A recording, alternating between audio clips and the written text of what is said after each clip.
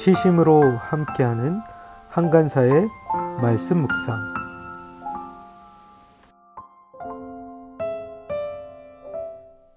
여러분 안녕하세요. 2023년 3월 7일 화요일 말씀 묵상 시작하도록 하겠습니다.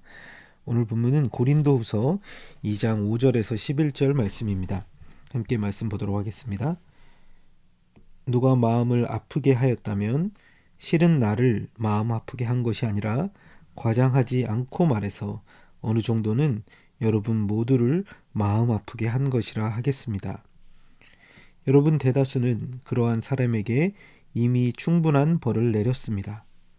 그러니 여러분은 도리어 그를 용서해주고 위로해 주어야 합니다. 그 사람을 지나친 슬픔에 짓눌리는 일이 없도록 해야 합니다. 그러므로 나는 여러분이 그에게 사랑을 나타내어 보이기를 권합니다. 내가 그 편지를 쓴 것은 여러분이 모든 일에 순종하는지를 시험하여 알아보려는 것이었습니다. 여러분이 누구에게 무엇을 용서해 주면 나도 용서해 줍니다.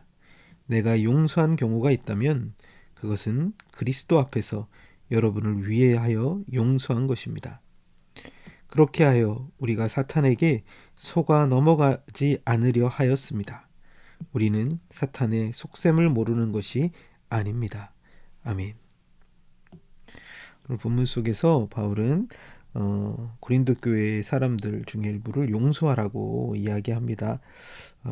어떤 내용인지 함께 살펴보겠습니다.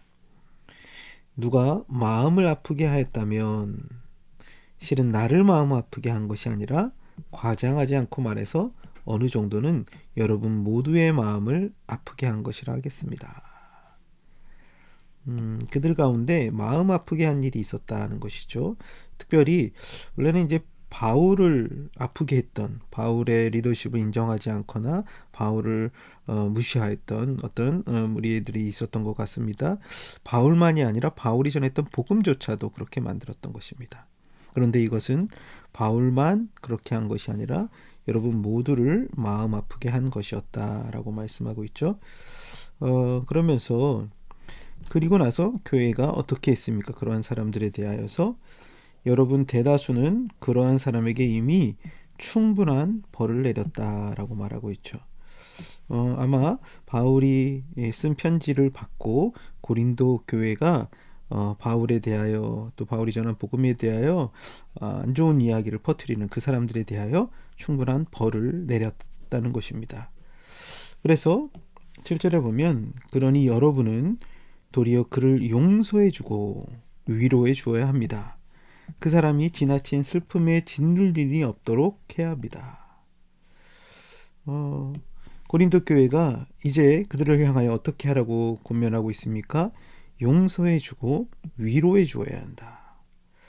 그들은 이미 충분한 벌을 받았고 그들이 그들의 잘못에 대하여 깊이 뉘우치고 있는 상태였던 것 같습니다. 그래서 고린도 교회를 향하여 그를 용서하며 위로하라라고 말씀하고 있죠. 그래서 그 사람이 지나친 슬픔에 짓눌림이 없도록 해야 한다라고 말씀하고 있습니다. 때로는 책망하고 벌을 내리는 것, 그 자체가 목적이 아니라 그것을 통해서 그 사람이 돌이키고 그 사람이 잘못된 삶의 방향을 바꾸는 것입니다. 그런데 그들이 자신의 잘못을 인정하고 돌이켰을 때 어떻게 해야 합니까? 공동체는 용서하며 위로해 줘야 합니다. 그때 그가 지나친 슬픔에 짓눌리지 않고 다시 회복할 수 있기 때문입니다. 그래서 8절에서 그러므로 나는 여러분이 그에게 사랑을 나타내어 보이기를 권합니다. 그들을 향하여 고린도 교회가 사랑을 베풀라라고 이야기하고 있죠. 여러분, 한 사람이 회복되는 과정들 속에서 잘못을 뉘우치고 깨달았을 때 공동체는 용서하며 위로합니다. 그리고 그들에게 사랑을 나타내 보일 때, 그렇죠? 그럴 때 그 사람이 회복되어 일어나게 되는 것입니다. 그래서 바울은 다시 한번 그들을 향하여 순종할 것에 요청하죠. 내가 그 편지를 쓴 것은 여러분이 모든 일에 순종하는지를 시험하여 알아보려는 것이었습니다. 바울이 그들을 향하여 이 전에 보냈던 그 편지, 고린도 교회의 잘못을 바로잡기 위한 그 편지를 쓴 것은 그들이 하는 일에 순종한 하나님의 말씀을 뜻을 따르는 것에 대하여 순종하는지를 시험해 보고 알아보기 위해 했던 것처럼, 이제 그들이 잘못된 사람들이 어떻게 보면 자신의 잘못을 뉘우치고 돌이킬 때 용서하고 위로하고 사랑으로 대하는 것, 그것이 전에 쓴 편지의 목적인 하나님의 뜻에 따라 순종하는 태도다라고 이야기하고 있습니다. 그러면서 10절에 여러분이 누구에게 무엇을 용서해 주면 나도 용서해 줍니다. 내가 용서한 경우가 있다면 그것은 그리스도 앞에서 여러분을 위하여 용서한 것입니다. 바울은 고린도 교회가 용서해 주는 것, 그것이 바로 자신의 용서를 나타내 보여주는 것이다 라는 것입니다. 고린도 교회가 그를 용서하지 않을 때 그 사람들도 바울에 대하여 바울의 용서했다는 사실을 알지 못하는 거죠. 그래서 이 편지를 통해서 고린도 교회가 용서함으로 바울이 용서했다는 것을 그들이 경험하는 것, 그렇죠? 그래서 내가 만약 용서하는 경우가 있다면 이건 역시도 자신도 그리스도 앞에서 주님의 뜻을 쫓아 고린도 교회 앞에서 용서를 보인 표현이다라는 것을 이야기하고 있습니다. 근데 그것의 궁극적인 이유는 그 용서받은 사람을 회복하고 또 고린도 교회를 회복시키는 것에 있죠. 그래서 11절에서 바울은 그렇게 하여 우리가 사탄에게 속아 넘어가지 않으려 하였습니다. 우리는 사탄의 속셈을 모르는 것이 아닙니다. 사탄이 원하는 것은 무엇입니까? 그렇죠. 그 잘못한 사람이 돌이키지 않는 거예요. 또 그 잘못한 사람으로 인해서 공동체가 깨어지는 것입니다.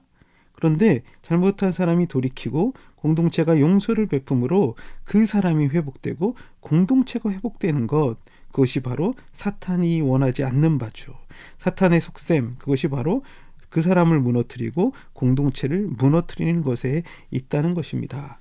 그래서 바울은 어떻게 하라고 얘기합니까? 오늘 용서할 것에 대해서, 그 사람이 잘못된 것들에 대해서 이미 충분한 벌을 받았고 그 사람이 돌이켰다면 그를 용서하라, 그리고 그를 위로하라 라고 말합니다.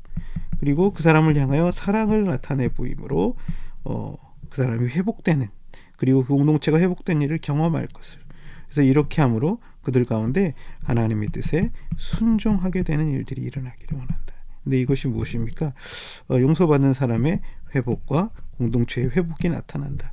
사탄은 그 사람을 무너뜨리고 그 공동체를 무너뜨리는 계략을 갖고 있다는 것으로 이야기하면서 하나님 앞에서 그 사람을 용서하고 받아줌으로 그 공동체가 회복되고 그 사람이 회복되는데 주님의 뜻이 있다는 것을 나타냅니다.